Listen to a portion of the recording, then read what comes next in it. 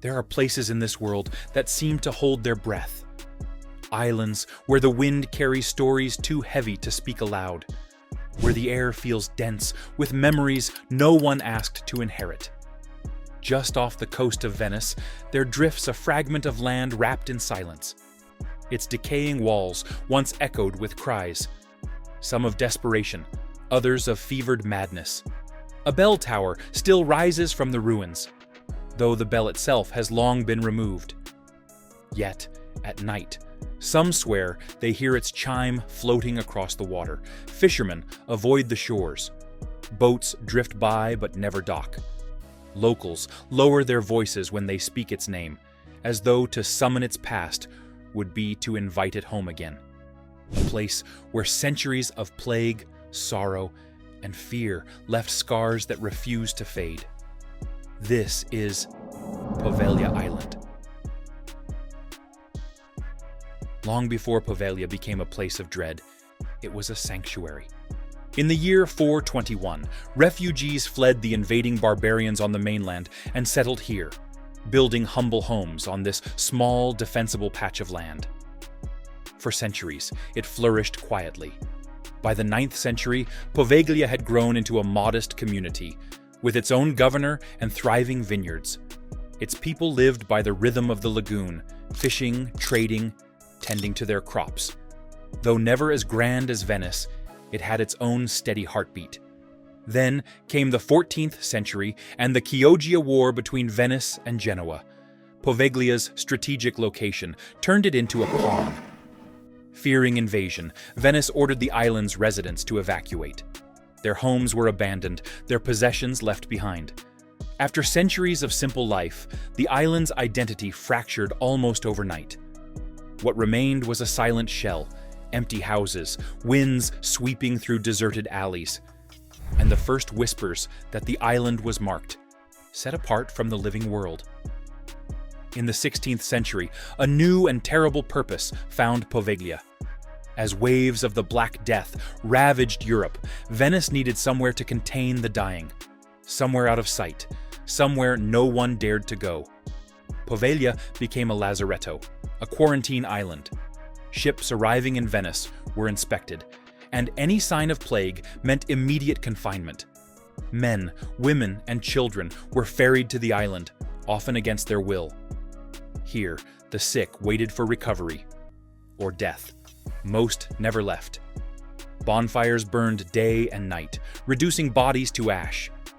Some accounts claim as many as 160,000 people perished here over the centuries. It's said that the soil itself is part human remains, darkened by centuries of desperation. Even when plague subsided, fear lingered. Locals told stories of moans carried on the breeze, of shapes flickering along the crumbling walls. Some claimed the dying were sometimes buried before their final breath left them. And though time moved on, the scars of Poveglia only deepened. By the 18th century, its role as a quarantine station was cemented. The Republic of Venice declared it a permanent isolation ward, a place to exile sickness and fear. Poveglia was no longer just an island. It had become a tomb. When so much death saturates a place, it leaves something behind. Or so the stories say. On Poveglia, folklore took root in the mass graves. People believed the souls of the plague victims never left. At night, fishermen claimed to hear faint weeping drifting over the lagoon.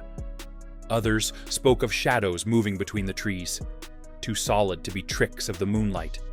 Some of the most unsettling tales describe the rituals meant to keep the dead from rising. Skeletal remains have been found with bricks lodged in their mouths. Historians call it a practice against vampirism, a way to ensure a corpse stayed still in its grave.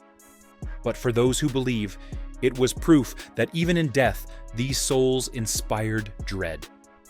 Over time, the legends grew. Children were warned not to set foot on the island. Elders said that any who disturbed the burial pits would be cursed by the thousands who died alone.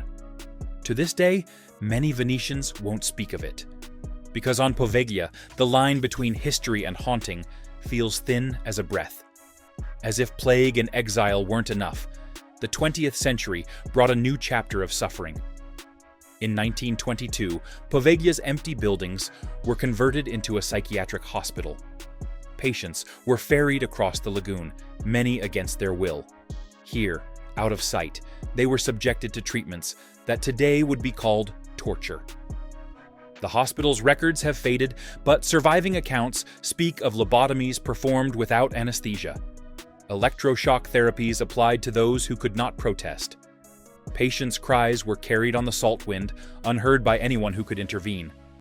Among the legends is the story of the mad doctor who ruled the asylum.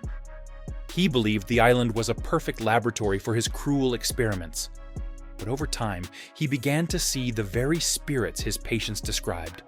Shapes gliding through the halls, whispering in the dark. Driven to the brink, he climbed the bell tower.